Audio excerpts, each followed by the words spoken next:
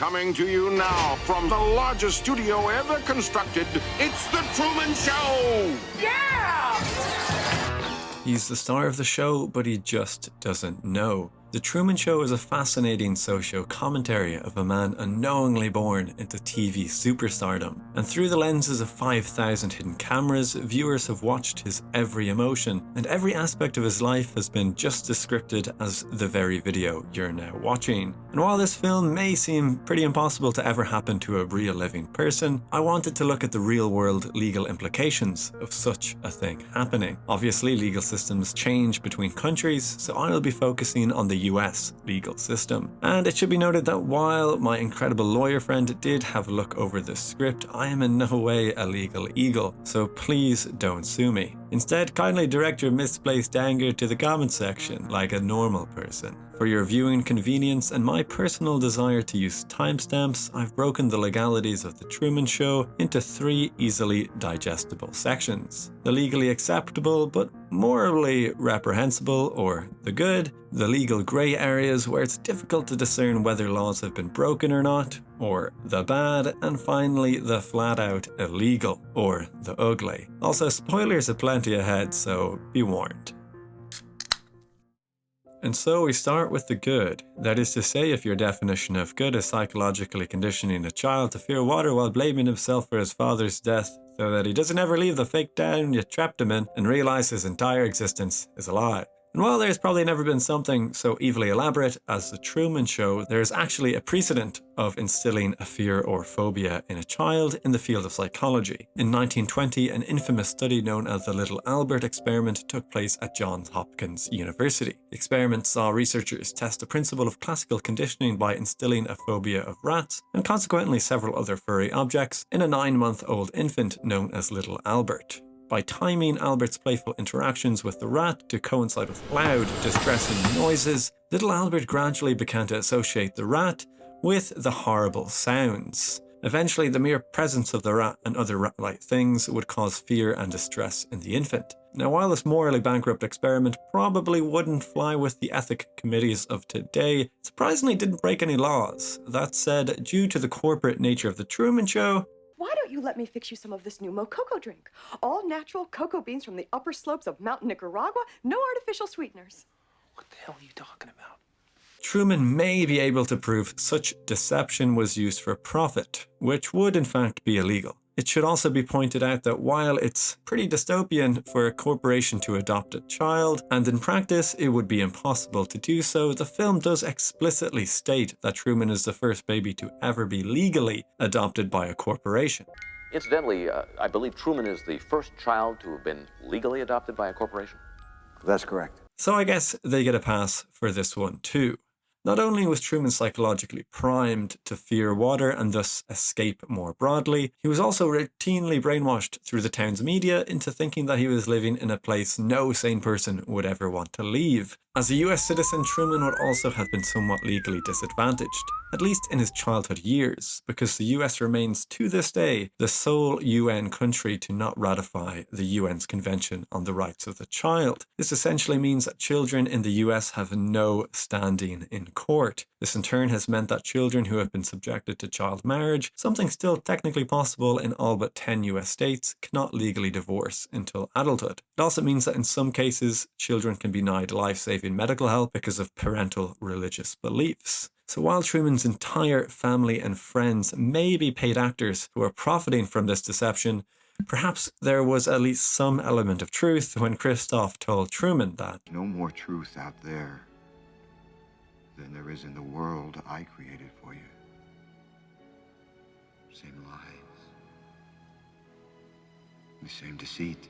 Okay, moving on to the bad, or the things that may or may not see Smoke Christoph here behind bars, depending on how much advertising revenue he has left over for expensive lawyers. And speaking of advertising, Truman may be due quite a hefty royalty check from his unknown involvement in numerous advertisements on the show. And this doesn't even touch on the countless hours of unpaid acting work Truman did both as a child and as an adult. That one's for free.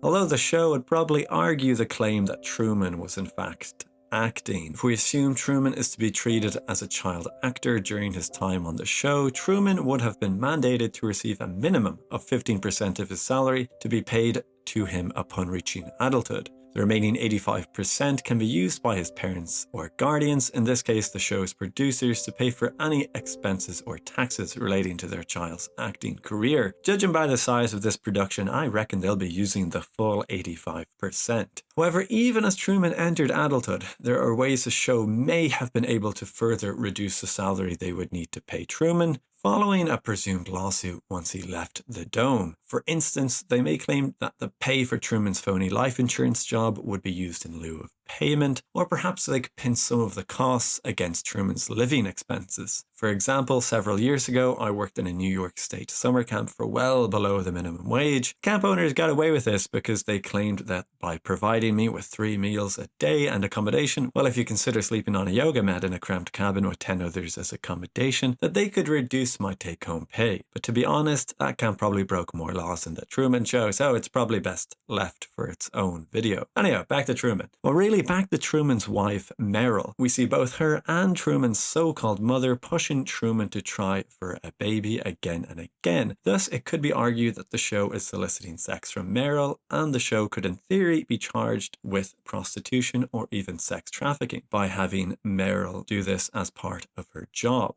Furthermore, Meryl could probably throw a couple of lawsuits at the show herself for dangerous and illegal workplace conditions. How can anyone expect me to carry on under these conditions? It's unprofessional! And that brings us to the downright ugly, and I'm not talking about this. No, I'm talking about the acts committed against Truman that I personally think no lawyer would be able to stand up against. Let's start with the big one. Murder. Or at least attempted murder, as Christoph's godlike powers could only go so far. Christoph clearly had the mens rea, or the intent to kill Truman, by getting his control room lackeys to turn up the kill switch on his artificial sea. His subordinates eventually agreed to carry out this request, so sorry Paul Giamatti's unnamed character, but you're likely guilty too. Okay, She blows. As the film progresses, we see Truman is also increasingly exposed to a dangerous workplace, constant stalking, among other privacy concerns, all of which would likely see Truman winning in court. Of course, all this doesn't even go into what would happen should Truman break the law.